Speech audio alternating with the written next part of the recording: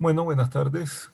Eh, en el día de hoy vamos a hablar de un tema muy interesante para todos y es la historia clínica, la evolución de la historia clínica y la evolución de nuestra historia clínica electrónica que tenemos hasta el día de hoy. Eso hace parte de un estudio que estoy haciendo, un máster en dirección y gestión en salud digital con la Universidad Internacional de Cataluña. Entonces, la historia clínica inteligente es algo que evolucionó de lo que nosotros inicialmente llamamos historia clínica tradicional, que al principio la hacíamos en papel y actualmente hoy todos manejamos la historia clínica en tabletas, celulares y computadores de mesa y portátiles. Entonces nos vamos a establecer unos objetivos que son establecer un modelo de salud digital para optimizar las bases de datos de salud pública de Colombia y poder tomar decisiones que sean de provecho para la población. Además, implementar Internet de las Cosas para crear un modelo de costos inteligente en salud, porque uno de los problemas más grandes es el aumento desmedido que han tenido los costos y la historia clínica puede servir como herramienta de gestión de costos. Desarrollar la historia clínica electrónica hacia una historia clínica inteligente para una mejor gestión de la enfermedad con el cumplimiento de la triple meta en salud, que unos, fueron tres objetivos que se plantearon en Estados Unidos. La idea salió de un pediatra. Eh, Entonces, pues como todo tiene que surgir desde algo, entonces vamos a explicar el crecimiento biológico de una planta. Entonces todo inicia desde una semilla, que para términos o para fines prácticos y para hacer una analogía, la semilla sería nuestro ADN. Ese ADN pues se multiplica y empieza a dividirse las células, entonces empieza a crecer un radículo, ese radículo eh, va abriéndose para formar, para permitir que las raíces absorban nutrientes y posteriormente la planta va buscando la luz con las hojas para tener energía y poder hacer fotosíntesis y seguir creciendo. Entonces, nosotros, cómo nosotros podemos cómo podemos detener la enfermedad? Pues hay varias formas de hacerlo. Una, cortándole los nutrientes, porque pues ningún ser vivo o ningún tumor o ninguna enfermedad o ningún agente patógeno puede sobrevivir sin nutrientes. Otra es afectando o alterando la bioestructura de ese ser, de la bacteria, célula, eh, tumor, célula cancerígena o estructura de ADN. O la otra es evitando que este tenga vida con la disminución o la alteración del metabolismo de este agente. Otra es dividir o evitar que esto se replique, porque pues esto es uno de los grandes problemas que hay en cáncer, evitar que se replique el tumor, evita la enfermedad. Otra es la tecnología. Cuando nosotros hablamos de tecnología, no entendemos por eh, entendemos que la tecnología ninguna persona ha hecho nada sin entender la tecnología. Cuando inventamos la rueda, pues eso fue un proceso que llevó años de práctica, maestría y destreza en el tema. Y después cambiamos los materiales, cambiamos los usos de la rueda y todavía la seguimos utilizando y no la hemos terminado de perfeccionar.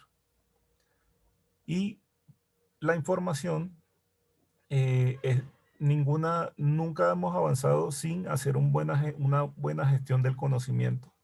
Entonces recordemos la pirámide de la información, que es datos, información, conocimiento y sabiduría. Entonces la información hace parte de cuando ya tenemos los datos que no están estructurados y estructuramos los datos, eso nos permite evolucionar en una dirección. Esto es lo que hemos desarrollado para poder mantener con vida a un paciente. Mantener con vida a un paciente no es fácil. Se requirieron muchas disciplinas a nivel interdisciplinario y multidisciplinario para que este paciente estuviera con vida. Algunas de ellas son la ingeniería biomédica, la electrónica, la ingeniería electrónica, la informática, la medicina, sus especialidades, entre otras. Entonces, este paciente tiene un soporte hemodinámico, tiene un soporte respiratorio, está invadido a nivel endovenoso y está monitorizado.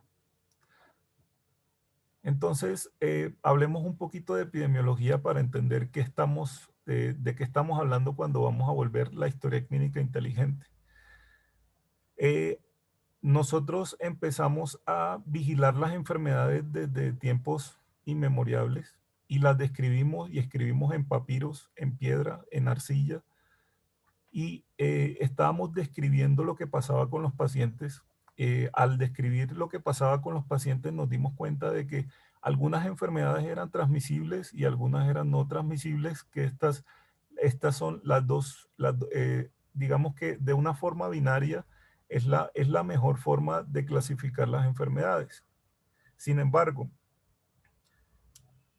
nos damos cuenta de que la mayoría de las enfermedades se pueden volver transmisibles con el tiempo debido a los genes. No todas se manifiestan porque algunas terminan siendo enfermedades crónicas y algunas terminan siendo enfermedades infecciosas, dependiendo de la gente y de la causa. Entonces empezamos a hablar de causalidad para entender las enfermedades. Esto nos llevó a investigar qué producía las enfermedades y estas enfermedades nos llevaron a desarrollar lo que hoy llamamos medicina para conservar la salud. Entonces hablamos de Health Risk Management, que es gestión del riesgo en salud, desde varios puntos de vista a nivel país. Entonces, a nivel de IPS o instituciones de salud o proveedores de salud, nosotros utilizamos la gestión clínica. Y a nivel de EPS o asegurador, utilizamos eh, la gestión del riesgo a nivel técnico. Estas dos influyen en el costo porque es es una de las problemáticas más grandes que tenemos. Pero cuando nos enfocamos en la población que manifiesta la enfermedad, descuidamos el tercer ítem que coloqué en la diapositiva, que es la población o la gestión del riesgo poblacional. Entonces, para poder hacer una gestión del riesgo poblacional que sea efectiva, eh, es, es necesario que nosotros hagamos genogramas de la población.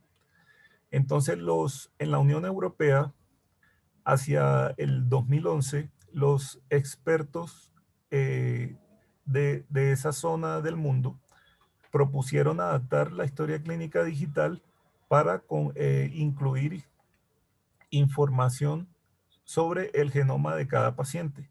Esto quiere decir de que nosotros no podemos hacer una gestión completa de la enfermedad si no entendemos que todos nosotros estamos a nivel biomolecular compuestos por ADN.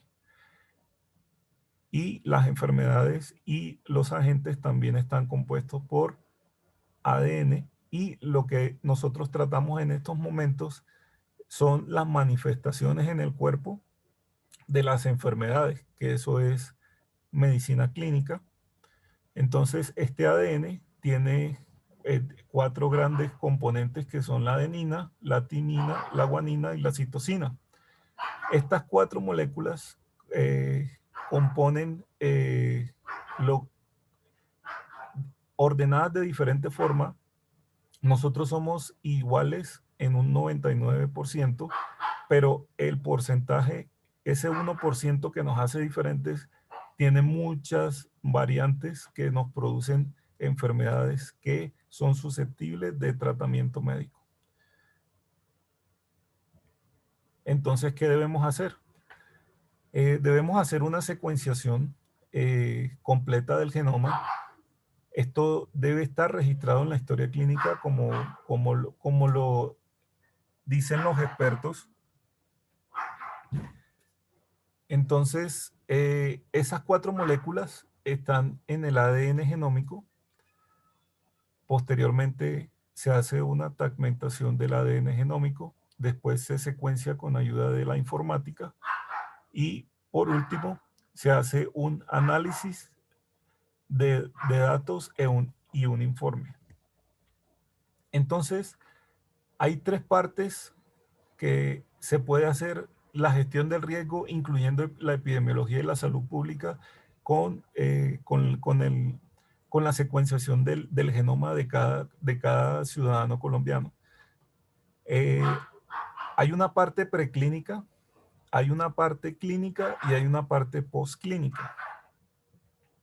¿Esto a qué se refiere? Nosotros cuando hacemos prevención primaria en salud, que es, que es este primer cuadro, o sea, antes de que ocurra la enfermedad y que haya una interacción entre el agente y el huésped y el ambiente, que es uno de los modelos que primero es uno de los modelos explicativos de la enfermedad. Se llama también periodo prepatogénico. A pesar de que no se encuentre la gente y no esté en la exposición en la historia natural de la enfermedad, nosotros podemos identificar de que la exposición a ciertos agentes produce la causa que es la enfermedad. Entonces, cuando la enfermedad se manifiesta, que es donde está esta personita acá en la diapositiva, empieza un periodo de latencia, después cambios tisulares, signos y síntomas, y por último el defecto o el daño, hasta causar la muerte, que es el desenlace más fatal en la vida del ser humano, y o puede causar un estado crónico de salud con consecuencias a largo plazo. Entonces, este es el horizonte clínico, aquí donde está esta línea. Nosotros empezamos a tratar la enfermedad desde que aparecen los signos y los síntomas, pero realmente el tratamiento ocurre en este sector, casi antes de ocurrirse el deceso del paciente. Entonces, la interacción, como le decía, o una exposición a un estímulo en el huésped produce la reacción del huésped. Y esto ya es prevención secundaria y hasta llegar hasta la prevención terciaria, que es cuando procedemos a hacer la rehabilitación del paciente. Esto visto desde la salud pública. Entonces, las fases de la enfermedad, como ya se las expliqué, primero la persona tiene que ser susceptible a la enfermedad por exposición. Después vienen la enfermedad subclínica, que es cuando se posee la enfermedad, pero todavía no se ha manifestado en el cuerpo y todavía no representa un problema para la salud. Cuando la enfermedad se manifiesta, aparecen los signos y síntomas que obligan al paciente a consultar. Cuando el paciente consulta, ya puede presentarse varios desenlaces: la recuperación, la incapacidad, la inmunidad, el estado del portador o la muerte. Esto visto desde otro punto de vista. Entonces, ¿qué es lo que diferencia un ciclo de vida de un curso de vida? No,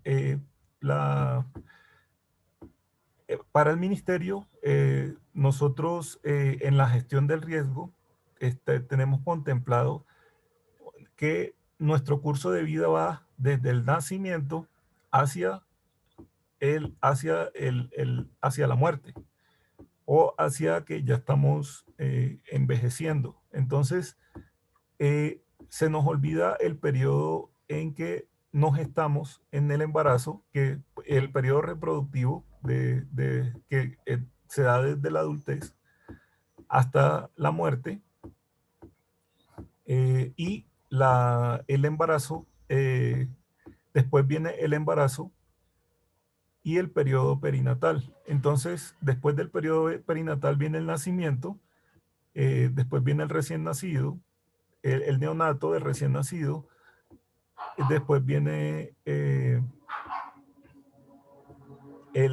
llegamos a la infancia, años preescolares, la niñez, la edad preescolar y la adolescencia.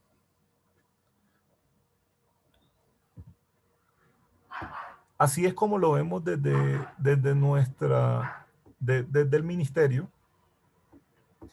Entonces, así es como se hace la gestión del riesgo. Entonces, se hace una gestión colectiva del riesgo y se hace promoción de la salud cuando todavía no se han manifestado los síntomas de la enfermedad y la persona puede ser susceptible de enfermedad. Entonces se clasifica el riesgo y se empieza a hacer prevención primaria. Cuando se realiza el diagnóstico, se hace una clasificación del riesgo y se hace el tratamiento para iniciar la prevención secundaria que para evitar la discapacidad del paciente cuando empezamos a hacer prevención terciaria en la rehabilitación. En los últimos libros de salud pública ya se habla de prevención cuaternaria cuando hablamos de paliación del paciente. Entonces, lo que ven en azul es la gestión clínica y el riesgo técnico es el que administran las EPS y la gestión clínica es la que se hace a nivel de las IPS.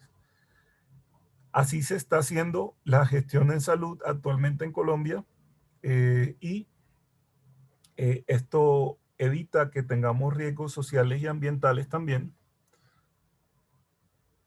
Esto es a nivel de individuo. Pero, ¿qué pasa con toda esa producción de datos que no se utilizan durante la gestión del riesgo? Entonces, esos datos, como ya se los he descrito en la figura A, miramos que desde el comienzo de la enfermedad hasta que se produce el resultado de la enfermedad, viéndolo de manera lineal, esto tiene unas fuentes de datos.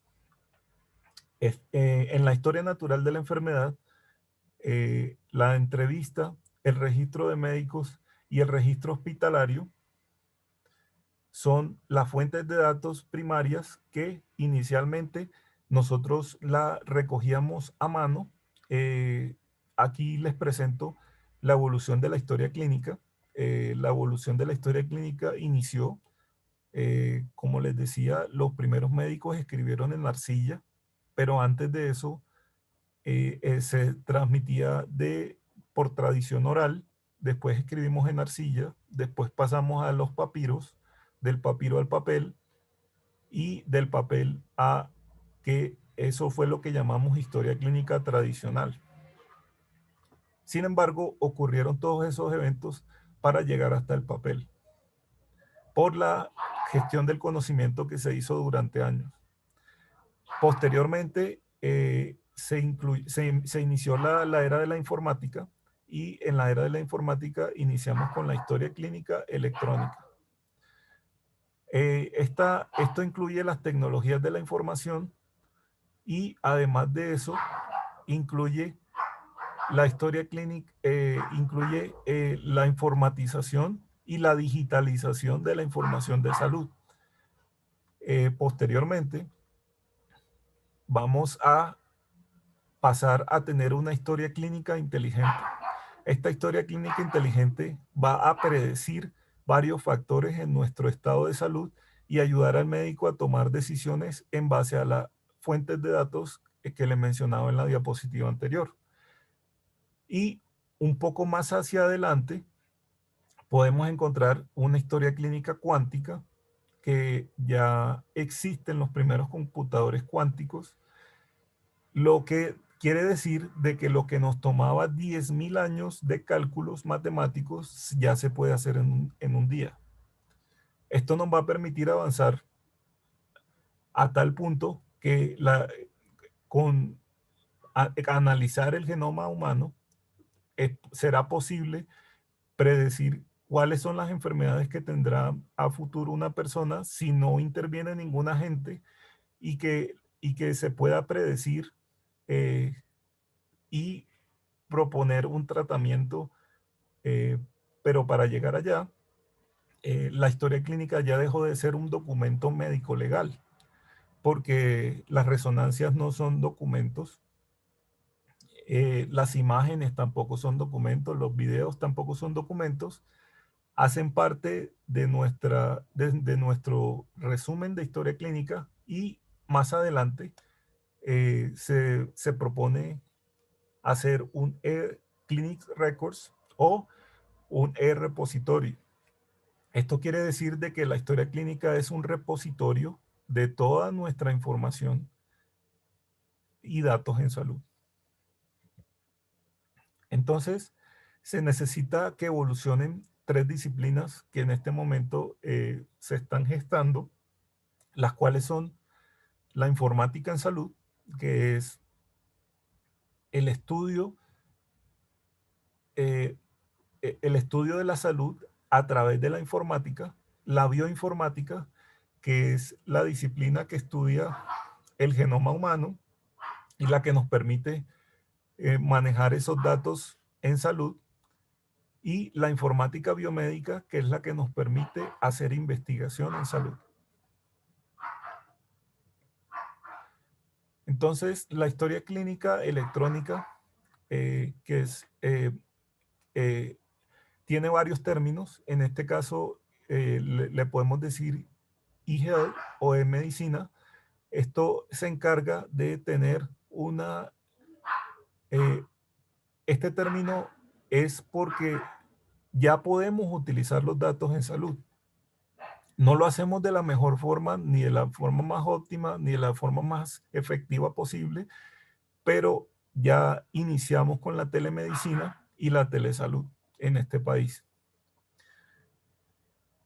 El e-paciente es el paciente que se empodera de su proceso de salud, o sea, es el paciente que contribuye en su desarrollo de salud, eh, en su manejo de la enfermedad, y este empoderamiento produce ya que el paciente, poder manejar un paciente virtual y una población virtual. También se desarrolló la mHealth o Mobile Health, que nos obliga a que el celular sea una tecnología en salud, porque el celular ya nos hace, nos cuenta los pasos, nos mide la oximetría, nos permite ver nuestra actividad física diaria, entre otras cosas. Eso nos permite tener nuestras constantes vitales a la mano y este monitoreo de la información que se hace de manera inconsciente eh, con algunos dispositivos que tienen la tecnología más avanzada en salud. Posteriormente veremos que la Health Logistics nos permitirá hacer logística en salud con los pacientes a través del Internet de las cosas.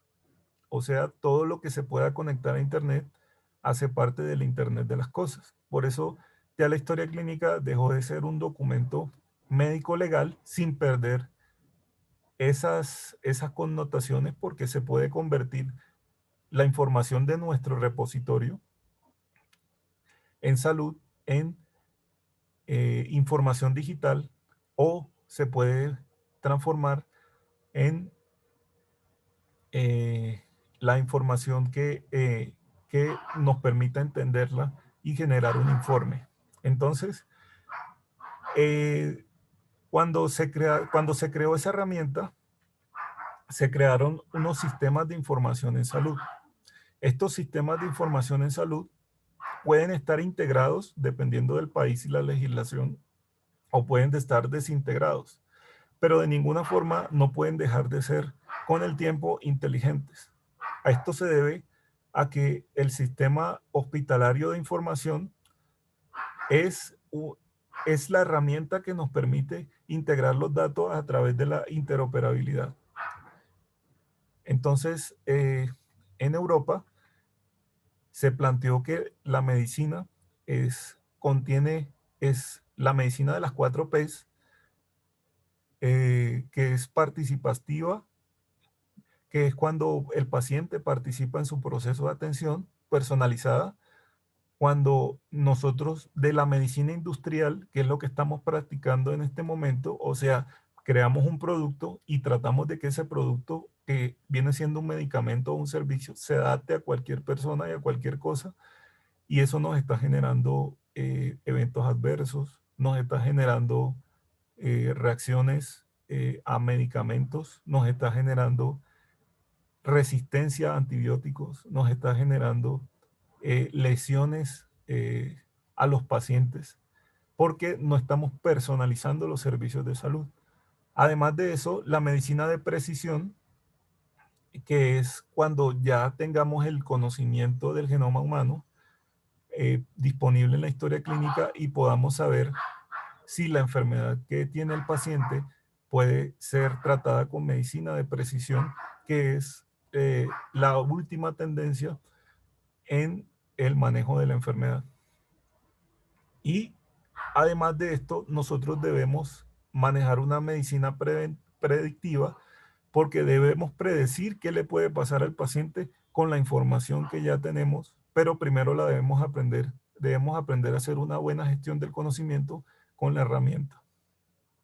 Y le puse 6 Ps porque para los europeos son 4 Ps, porque llega hasta la predictiva, pero yo le coloqué pronóstica porque pues esta información nos permitirá hacer un pronóstico, o sea, una medicina pronóstica, y, ¿por qué no?, probabilística, porque si yo hago terapia genética, hay probabilidades de que los tratamientos puedan surgir efecto en el paciente y poder predecir las consecuencias de estos cambios. Entonces, como ya les había dicho,